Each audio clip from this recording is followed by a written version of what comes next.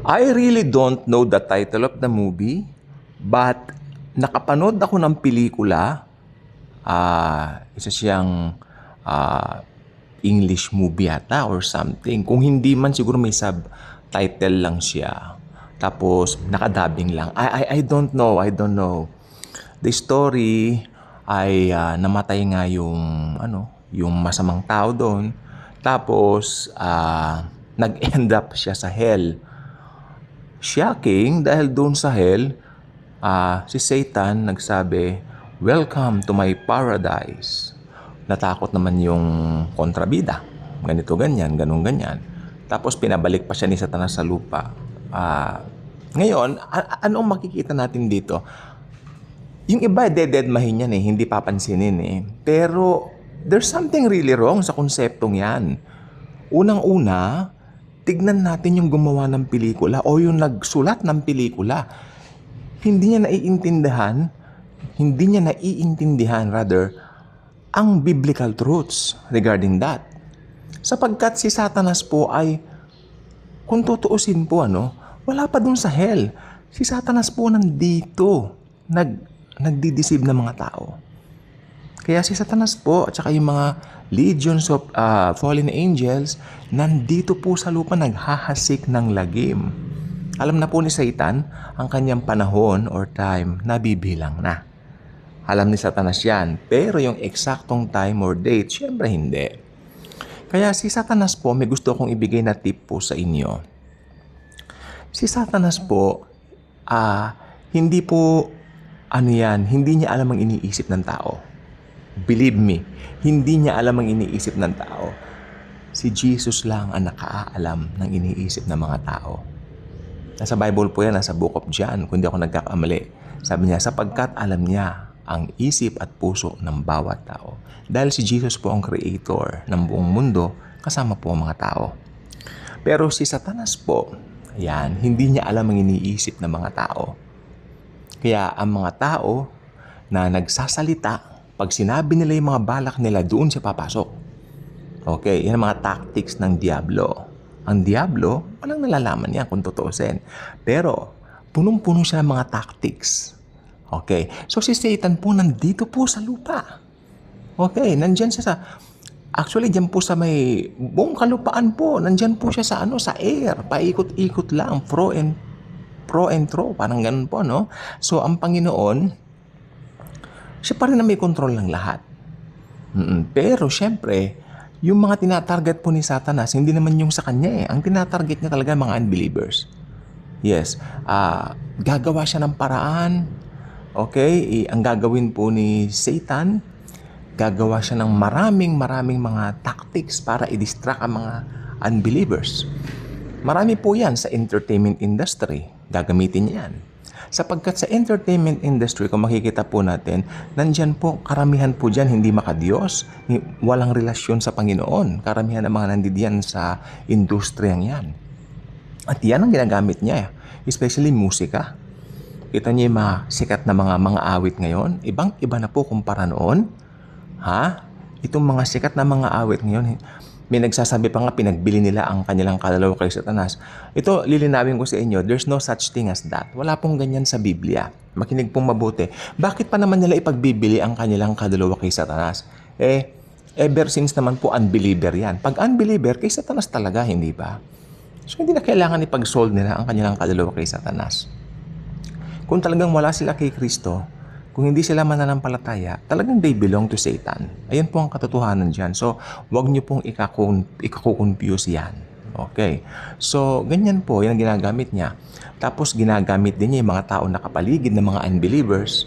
I-distract itong mga taong mga mananampalataya. Paano? Halimbawa, pagbukas mo ng social media, nandyan yung gagamit si Satan dyan ng mga taong ipofocus niya yung mind mo doon sa mga taong naging successful. Ayan. Hindi po masama maging successful.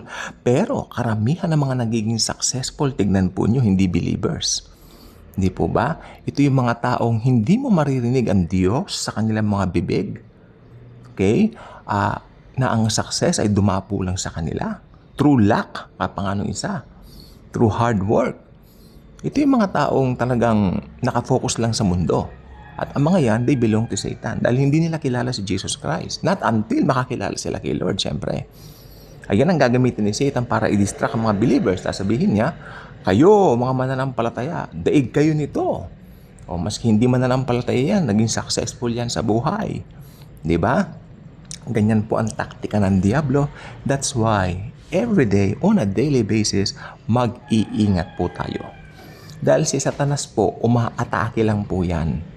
Okay, umaatake lang po yan sa mga bagay na nasa paligid. Yan ang ginagamit niya. Tapos ikaw naman, mag-iisip ka na ngayon. No? Si Satanas, inaatake rin niya ang mind mo. Although hindi niya alam ang iniisip mo, inaatake niya ang mind mo. Yan ang gusto niyang atakihin eh. Kasi hindi niya alam kung ano nasa isip mo eh.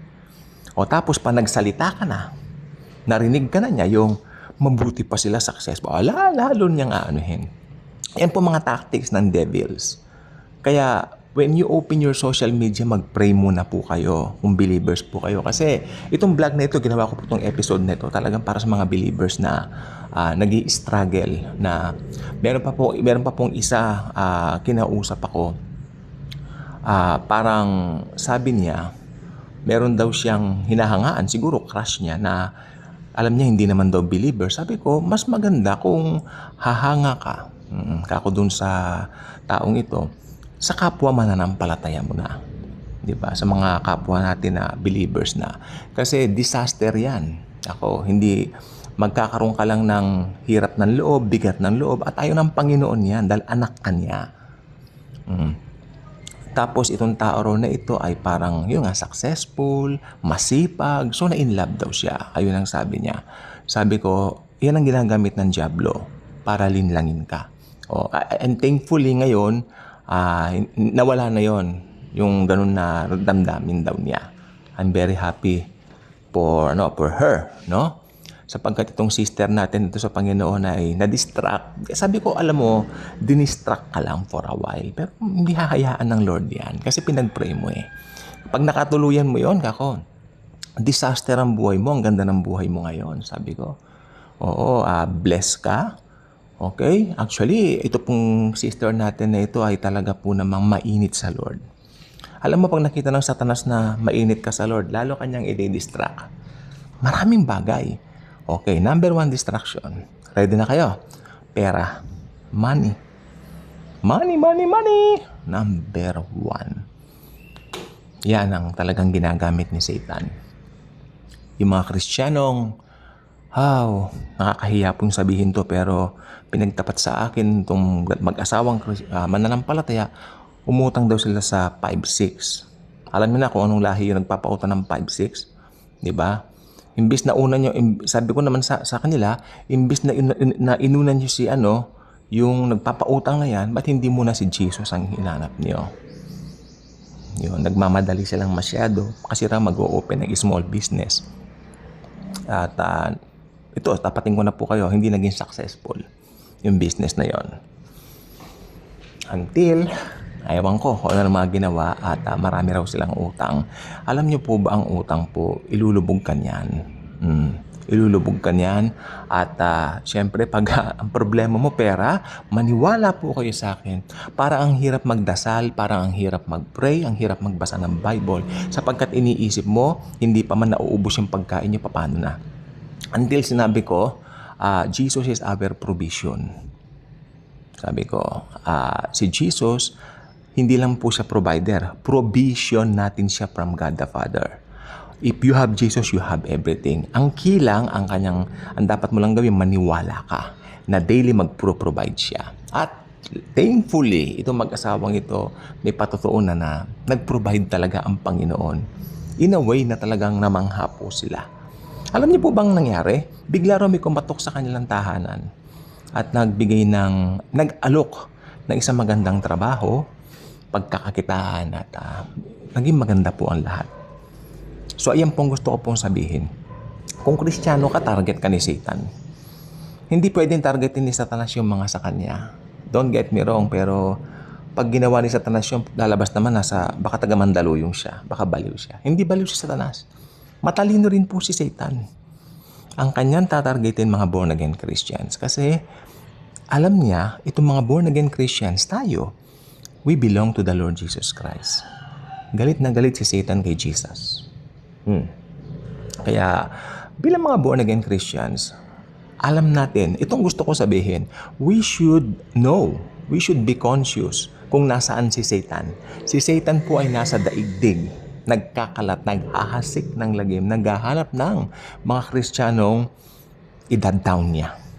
Pero if you know, sabi ng Bible, 1 John 4:4, greater is He who lives in me than he who resides in the world. If you know that, panalo ka. Sapagkat sa krus pa lang, nanalo na tayo and we are now more than conquerors because of Jesus. The God of gods, the God of the universe who loves us and gave Himself for us. Kaya kung hindi pa kayo subscriber sa ating channel, invite you to do so. Click the notification bell, share the video, share the wonderful love of the Savior, the Lord Jesus Christ. Thank you po, and Jesus truly loves us all.